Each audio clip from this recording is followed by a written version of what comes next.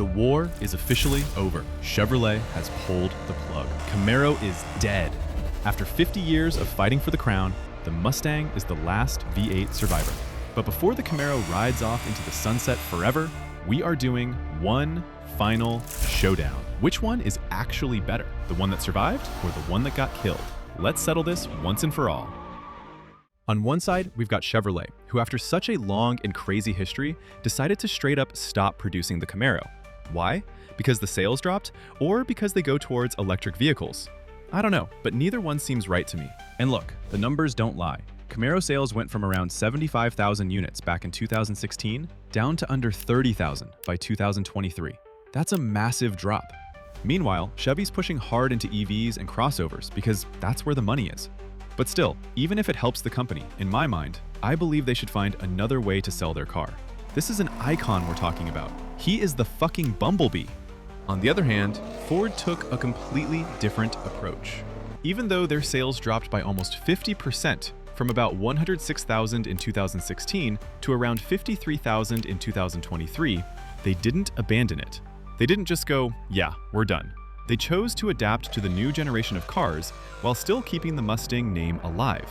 And honestly, that alone says a lot to us fans. Mustang already gets a pretty solid point here, but I don't want to focus too much on just that and be biased. And I won't say Mustang is better just because of this. Both cars are straight up masterpieces of engineering, but they're also completely different. The average person doesn't really notice that, and honestly, that makes sense. At first glance, you just see two coupes, V8s, rear-wheel drive, classic American muscle cars. And I used to think the same thing too, that they're basically identical, until recently. The Camaro was built for the track. What does that actually mean? And how does it affect the car? Let's break it down step by step. First, let's talk about the positives. What do we get? A pure 6.2-liter LT1 V8, making 455 horsepower and 455 pound-feet of torque. Sweet, right? Oh, but the Mustang makes more power. Relax, we're not done yet. The interior is more compact and way more driver-focused, with absolutely terrible visibility. Look at this dead spot, bro. I swear, a helicopter could hide there and you'd never notice it. Everyday driving would be terrible with that thing. But at the same time, you get a super well-balanced chassis with a lot of stiffness. The low, sporty coupe design helps to lower the center of gravity too. And no, the roof isn't so low for no reason. This thing is engineered like a weapon. And when you buy this car, you kind of have to know all of that and just accept it. The Mustang is insanely strong too. It comes with a naturally aspirated 5.0-liter Coyote V8, an engine that was basically built to carry muscle cars into the new generation. This is the fourth generation of a Coyote, and it now runs dual air intakes instead of just one, plus a bunch of internal upgrades for better reliability. All that adds up to 486 horsepower and 418 pound-feet of torque. Now, the tricky thing with the Mustang is that it's not turbocharged, so to actually get that torque, you need to rev it out. That's why a lot of people say the car feels kind of slow off the line, even if it is not. The Coyote gives you this super smooth, addictive power delivery.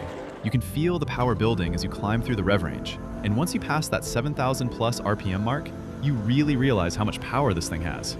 It's like the engine wants to be pushed. So that brings us to the spicy part, the part we've all been waiting for. The performance between these two beasts. In our comparison, we will think that both have the 10-speed automatic geared box to be fair.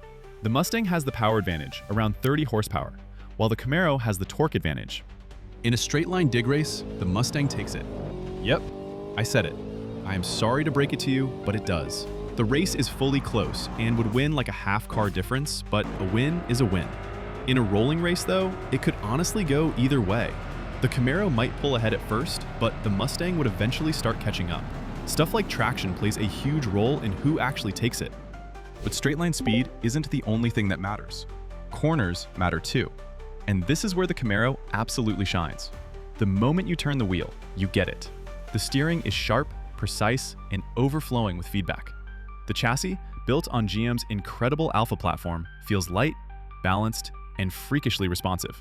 You can place the car with surgical accuracy, feeling every single thing the tires are doing.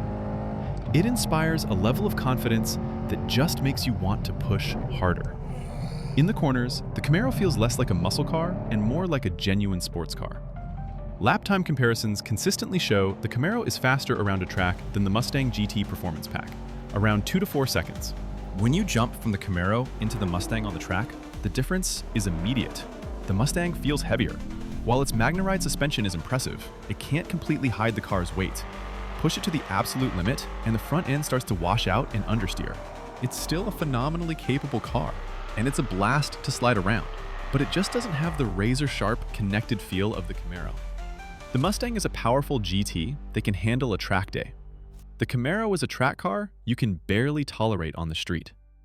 So, the performance verdict is split. The Mustang takes the straight line, while the Camaro is still the king in the corners. The Camaro SS, in its final form, is the purest expression of a track-focused muscle car we might ever see again. It's a raw, uncompromising machine that rewards a skilled driver with one of the most thrilling experiences you can find at any price. It is, without a doubt, a legend. And its departure leaves a huge hole in the automotive world. But in the end, there can be one winner. So to end this rivalry once and for all, the 2025 Ford Mustang GT takes the crown. Here's why. The Mustang wins not just because it's the last one standing, but because it has evolved.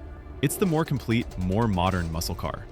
It delivers blistering straight-line speed, a world-class V8, and a sound that will echo for a generation. But it combines that performance with a tech-forward, comfortable, and usable package that the Camaro simply can't match. It's a car that gives you 90% of the Camaro's thrills, but with 100% more real-world usability. So we say farewell to the Chevrolet Camaro. We salute its history, its performance, and the incredible pressure it put on Ford to make the Mustang better. This rivalry made both cars icons. But as one legend rides off into the sunset, the other remains, standing alone as the last and final king of American muscle.